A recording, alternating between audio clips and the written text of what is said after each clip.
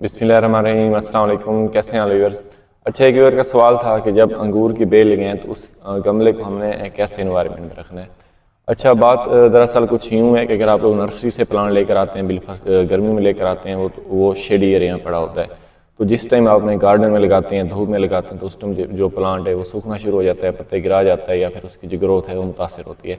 तो आपने कोशिश करनी है कि जब आप घर में लेकर आएँ, पहले कोशिश करें कि चंद रोज़ अपने पौधे को वैसा ही माहौल देना है जैसे उसको नर्सरी में मिल रहा था। क्योंकि नर्सरी में जो प्लांट होता है उसकी जो गमले के नीचे जड़ें होती है वो ज़मीन में डायरेक्ट जा चुकी होती है कुछ ना कुछ हद तक, तो वहाँ से भी वो न्यूट्रिएंट्स ले रही होती हैं। तो उसको अपने आप को सेट करने के लिए कुछ टाइम की ज़रूरत होती है। तो आपने डायरेक्ट उसको धूप में नहीं लगाना है। तो आप ये एहतियात करनी है।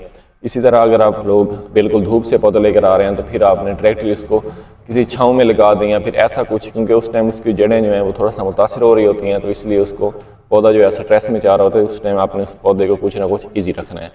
तो अगर जो अंगूर का पौधा है, क्योंकि ये डॉर्मेंस में चला जाता है जब बहुत ज़्यादा सर्दियाँ आ रही होती हैं, कुछ आपको इजाफी एहतियाती बता देता हूँ। तो इसके लिए ये नहीं होता कि आपने इसको कोरे से बचाना है, ये करना है, वो करना है।